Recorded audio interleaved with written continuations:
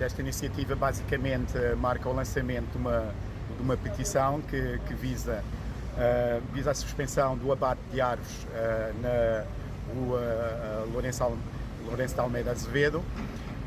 É uma iniciativa conjunta entre os vários movimentos que neste momento estão a lutar contra os abates anunciados na rua. Trata-se possivelmente da rua mais bela de Coimbra no que diz respeito ao Arvoredo e se for avante o abate anunciado, esta rua vai ficar bastante desfigurada, vai perder cerca de 15% das suas árvores. Mas há outros perigos que espreitam e que devem ser denunciados e que a Câmara Municipal, a nosso ver, e a Metro Mondego não estão a cautelar, que é a questão do impacto das obras no subsolo,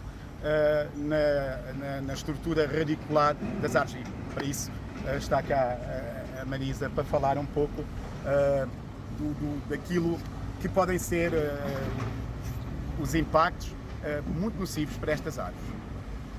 Antes de mais, muito obrigada por terem aceitado o nosso convite. Como podem ver, o que está aqui em causa e gostaria que gravassem é, no fundo, também aproveitar esta oportunidade, a Câmara, para mostrar que é verdadeiramente progressista e dizer aos cidadãos em que condição estão as árvores em termos de estado fitossanitário e também como é que vai proceder para preservar as árvores saudáveis. Nós estamos numa época de floração. Nesta época é um pouco como quando as mães estão grávidas. Precisamos de nutrientes, de descansar, portanto, precisamos de um suplemento no fundo de energia para produzir a semente e está exposta a um stress acrescido. O que eu quero dizer com isto é, para nós enquanto cidadãos, seria importante ficarmos informados como é que estão a ser procedidos todos estes cuidados, por forma, exatamente como o Miguel acabou de dizer, que seja salvaguardado o sistema radicular, que as árvores são mantidas e que se perpetua a sua saúde. Há aqui um aspecto que nós defendemos também, as árvores não são daqui, vieram da América do Sul, foram escolhidas um pouco como o ambiente urbano, um pouco por todo o mundo, pela sua beleza, como nós podemos ver, e no caso de Coimbra tem uma dimensão cultural porque representa as cores da cidade. Isso que toda a gente nós sabemos, foram colocados aqui na utilidade das pessoas, mas é tempo de nós olharmos para a árvore, ou seja, começarmos a agir com o conhecimento que nós temos, de forma a que seja preservado este ser vivo, um pouco como disse a Margarida Lima ontem, a relação com o cuidado, ou seja, em pleno século XXI, não olharmos para um ser vivo utilitário, mas garantirmos que as mudanças estruturais que nós estamos a propor para o nosso ambiente urbano permitam também a convivência e a harmonia com a natureza. É disso que se trata.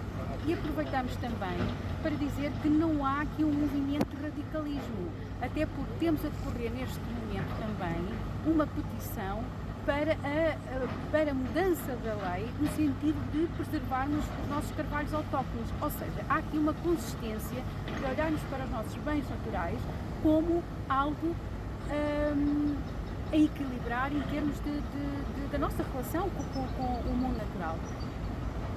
E já agora aproveitamos também esta conferência de imprensa precisamente para dizer isto, quer dizer, que nos preocupa não só estas obras, como nos preocupam atos de vandalismo selvagem que são cometidos, atrocidades são cometidas aqui por cidadãos sobre as árvores em Coimbra. Foi notícia hoje que foram vandalizadas árvores na Avenida Emílio Navarro e isso, de facto, entristece-nos imenso. Mas, se calhar aquela questão que tinhas aí muito bem, do escolhimento, não é? Sim, nós também queríamos dizer o seguinte, tem faltado transparência em todo este processo, desde o início, porque a nossa luta não começou esta semana, a nossa luta já tem 3 anos e durante os 3 anos houve sempre falta de transparência e é por isso que nós exigimos aqui no ponto 2 que sejam finalmente tornadas públicas e com clareza todas as soluções projetadas e os fundamentos técnicos que sustentam o abate de cada árvore. E dentro desses fundamentos técnicos, o que nós notamos é que não há nenhum relatório que fale do impacto das obras no subsolo, na estrutura radicular das árvores. E isso é particularmente importante numa rua como esta que tem o Jaracandás. Portanto, nós gostávamos que a Câmara, o mais rapidamente, elaborasse esse relatório, caso não o tenha, e nós pensamos que a Câmara não o tem, uma vez que nunca o disponibilizou.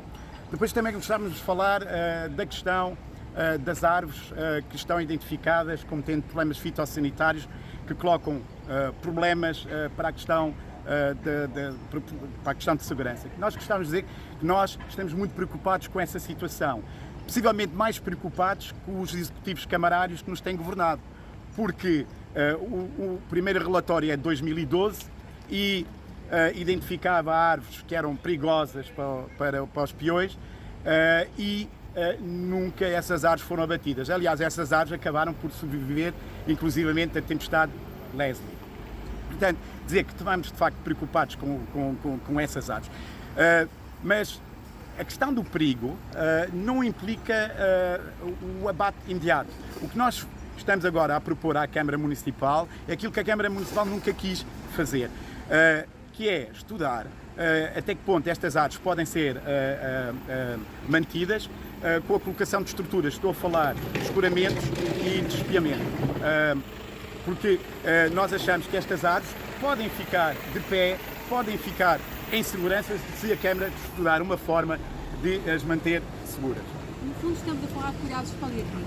Quando nós envelhecemos e temos aqui a Margarida e que deixamos de ter uma vida ativa na sociedade, supostamente continuamos a ter uma vida digna até o nosso fim de ciclo de vida. É disso que nós estamos aqui a falar. Estas árvores podem chegar a ter 200 anos.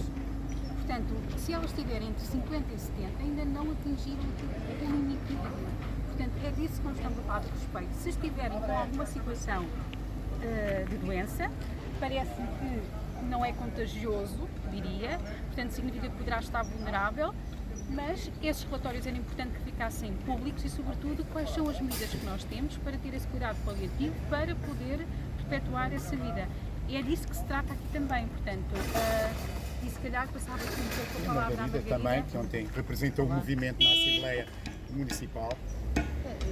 Tem a ver com qual é o valor, o que é que isto quer dizer? Quer dizer, como é que nós temos a nossa sociedade? É uma sociedade que se baseia num crescimento que não olha a nada? Ou é um crescimento que é um crescimento sustentável, respeitador, que valoriza o que é tradicional, mas ao mesmo tempo está aberto ao mundo? São todas estas coisas que têm sido tidas em consideração. E aquilo que me parece é que este traçado, por ser um bocado bastante rígido, é a direito sem olhar para outras coisas. Fomos acusados de alguma sentimentalismo verde. Eu creio que é melhor ser sentimentalista do que ser frio e racional, como se vê hoje em dia na destruição que nós estamos a ter em grande massa ao nível internacional. E por isso, porque é que esta cidade, que é uma sociedade do conhecimento, não é uma cidade que se funda nos grandes valores humanos? E os grandes valores humanos são, em primeiro lugar, o respeito, e o respeito por aquilo que está ao nosso redor, e nós temos de ter isso em consideração. Por isso, agradeço a vossa vinda aqui e o interesse nesta questão. Eu sei que há colegas em todo o país a lutarem por causas semelhantes, e alguns com sucesso. Esperemos que também aconteça aqui, que salve estas árvores que são lindíssimas. Possivelmente esta é uma das ruas mais bonitas de Coimbra, e por isso quebra o coração de qualquer coimbricense, mas não só, qualquer português, e não só português, qualquer pessoa fica ferida ao ver o abate destas árvores que representam ecossistemas de uma beleza ímpar. E é por isso que nós queremos que esta petição que vai ser lançada no dia 2 tenha uma dimensão local, mas também tenha uma dimensão nacional, a acompanhar as várias lutas que têm sido feitas. Nós queríamos dizer relativamente a esta petição que ela se inspirou numa petição que está a circular na cidade do Porto, uma petição também contra as obras do Metrobus, e que foi uma petição lançada pelo Pedro Duarte, ex-ministro dos Assuntos Parlamentares, candidato à Câmara Municipal do Porto. Porque é que eu faço esta referência? Para dizer que esta questão das árvores não é uma questão nem de esquerda nem de direita. Não é uma questão do partido A, nem é uma questão do partido B. É uma questão de sensibilidade ambiental e isso tem manifestamente faltado a este Executivo. Nós, na nossa petição, fazemos um apelo, o mesmo apelo que temos vindo a fazer há 3 anos, que as alterações que sejam introduzidas para salvar árvores não sejam apenas casuísticas, pequenos erros que foram eliminados. Nós temos dito que há também necessidade de, por vezes, de introduzir algumas alterações mais estruturais. E nós, na nossa petição, estamos a dar algumas pistas em relação a essas alterações estruturais, como a existência de um corredor do Metrobus partilhado entre o Metrobus, que faz o sentido ascendente e o sentido descendente. Abrimos a possibilidade a uma outra via de Metrobus que possa passar pela Antete Quental, que se estude, que se veja se faz sentido ou não. Mas nesta fase apelamos sobretudo que a Câmara estude no imediato, estude o impacto das obras no subsolo sobre as árvores, as que estão saudáveis e as que não estão saudáveis, e que estude também a possibilidade de salvar as 10 árvores, ou as 8 árvores, penso eu, que estão assinaladas como tendo problemas fitossanitários mais graves, estude a possibilidade de salvaguardar essas árvores através de escoramentos e espiamento. Isso é o mínimo que nós achamos que a Câmara Municipal pode fazer e deve fazer. Por último, só para dizer que por vezes somos acusados de estar a falar de um certo sentimentalismo verde. Se há algo que nós ainda não sabemos e não descobrimos sobre a inteligência das árvores, tem a ver se calhar com ainda a nosso investimento, a ausência de investimento nesse contexto. Sim, as árvores comunicam entre si, sim, as árvores são inteligentes e, portanto, olharmos para o ambiente urbano, fomos buscá-las à América do Sul, que entendemos que poderia embelezar o nosso ambiente urbano.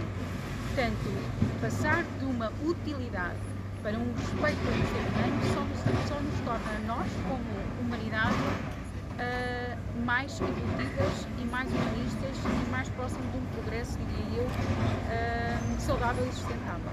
Muito obrigada. E também gostava de dizer alguma coisa sobre o tal sentimentalismo verde. Mais vale ter sentimentalismo, ter emoções, e as emoções são adaptativas, do que ser frio e calculista e manipulador e indiferente, não é? Por isso eu acredito que ainda bem que sou uma sentimentalista.